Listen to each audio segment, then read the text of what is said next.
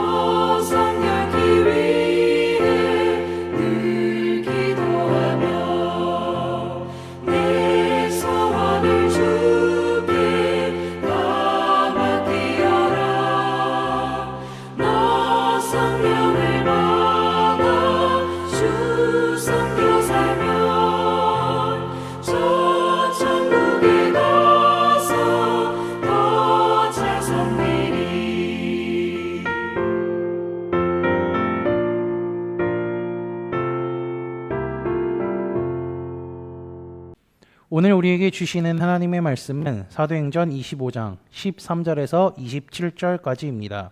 그중 23절에서 27절까지 제가 봉독하도록 하겠습니다. 이튿날 아그리빠와 버니게가 크게 위험을 갖추고 와서 천부장들과 시중에 높은 사람들과 함께 접견 장소에 들어오고 베스도의 명으로 바울을 데려오니 베스도가 말하되 아그리빠 왕과 여기 같이 있는 여러분이여 당신들이 보는 이 사람은 유대의 모든 무리가 크게 외치되 살려두지 못할 사람이라고 하여 예루살렘에서와 여기에서도 내게 청원하였으나 내가 살피건대 죽일 죄를 범한 일이 없더이다. 그러나 그가 황제에게 상소한 고로 보내기로 결정하였나이다. 그에 대하여 황제께 확실한 사실을 아랠 것이 없으므로 신문한 후 상소할 자료가 있을까 하여 당신들 앞 특히 아그리빠 왕 당신 앞에 글을 세웠나이다. 그 죄목도 밝히지 아니하고 죄수를 보내는 것이 무리한 일인 줄 아나이다 하였더라. 아멘. 유대의 종교 지도자들은요, 두 번의 가이사랴 재판에서 기대한 결과를 얻지 못한 채 돌아갑니다. 재판에 바울이 가이사랴에게 항소하는 바람에 더는 재판이 불필요해졌죠. 바울은 구금 상태로 로마에 갈 때까지 기다려야 했습니다. 물론 그 구금 상태에서도 자유롭게 도움을 받을 수는 있었죠. 며칠 후 베스도가 부임한 지 20일이 안 되어 분봉왕 헤롯 아그리빠 2세와 누이 버니게가 가이사랴를 방문합니다. 이들은 전임 총독이었던 벨릭스의 아내 드루실라의 남매들이죠. 드루실라는 바울에 대해 안 좋은 이야기를 했을 것입니다. 며칠 머무는 동안 베스도가 먼저 바울의 문제를 이야기하죠. 14절입니다. 벨릭스가 한 사람을 구류하여 뒀다고 합니다. 베스도는 아그리빠에게 한 사람, 이 얘기했던 한 사람에 대해서 설명을 하는데요. 그 내용이 본문 15절에서 19절까지 이어지는데 설명은 중립적 관점이 아닌 오로지 베스도의 관점에서 설명되고 있죠. 짧게 설명하면요, 베스도 자신이 예루살렘에 있을 때에 유대 대제사장들과 장로들이 그를 고소했고 로마법에 대해 설명했다고 하죠.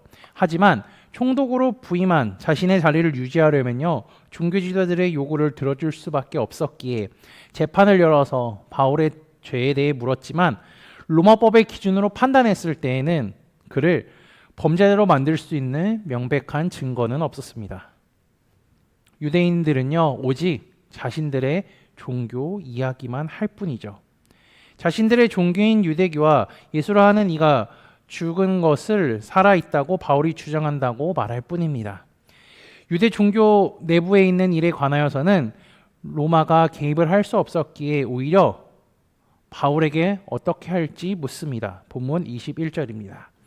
바울의 대답은요, 자신이 황제에게 판결을 받게 해달라고 합니다. 아그리빠에게 상황 설명이 끝났습니다. 베스도는 그에게 바울을 만나 이야기를 들어보고 싶냐고 물어보니까 흔쾌히 그렇게 하겠다고 하죠. 그 다음날 총독 공관에 최고 권력자들이 모이기 시작합니다. 아그리빠의 사적 명담이 아니라 공적인 청문 형식으로 마련되고 있음을 우리는 확인할 수 있습니다. 23절을 보면요, 아그리빠와 버니게가 크게 위험을 갖추고 천부장과 시중들의 높은 사람들과 함께 들어옵니다. 권위와 위험을 갖춘 것으로 보아 단순한 접견이 아님을 우리는 또 짐작할 수 있죠.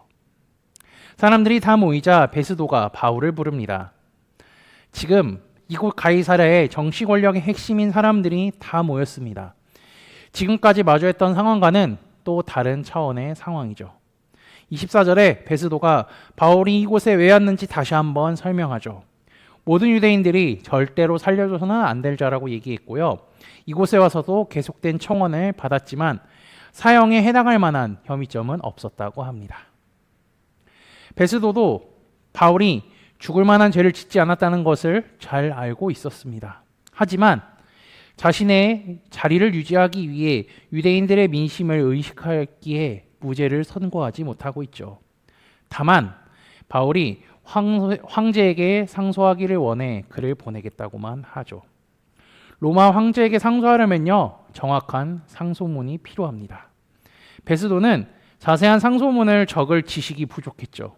그렇기에 그 자리에 있던 아그리빠와 정치의 높은 사람들에게 조언을 구하고 있는 것입니다.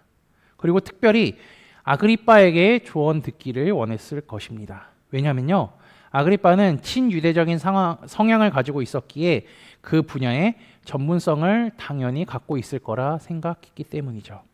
그는 이 자리에서 자신이 미처 발견하지 못한 혐의점을 찾을 수 있을지 기대합니다. 유대인들이 고발한 죄목은 분명했지만 사실상 무죄인데 죄목을 작성해야 하니까 여간 어려운 일이 아니었을 것입니다. 이렇게 보면요, 계속해서 바울의 결백함은 입증되고 있습니다. 바울에 대한 선고가 계속해서 유예됩니다.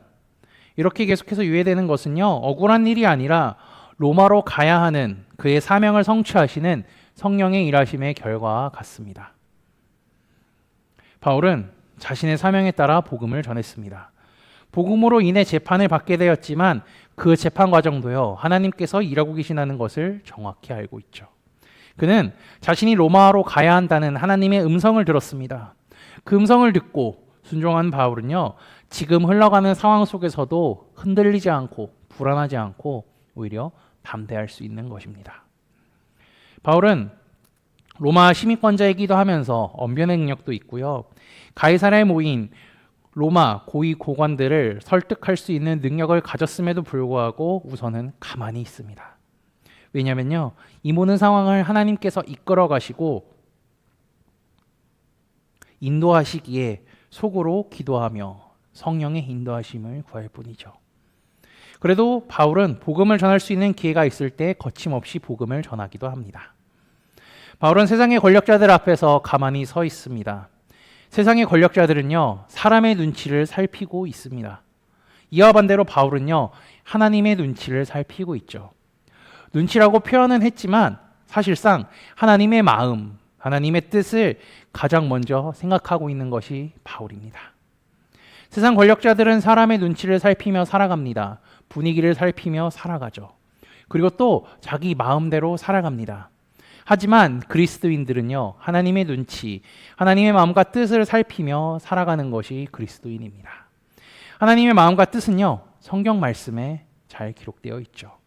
바울이 복음의 진리를 따르며 하나님의 마음과 뜻을 헤아리며 하나님의 인도하심을 기다렸듯이 우리 코너스톤 믿음의 형제 자매들도 하나님의 마음과 뜻을 헤아리고 하나님의 인도하심을 따라 살아가는 하루 되시기를 주님의 이름으로 축복합니다. 다 함께 찬송가 455장 찬양하시겠습니다.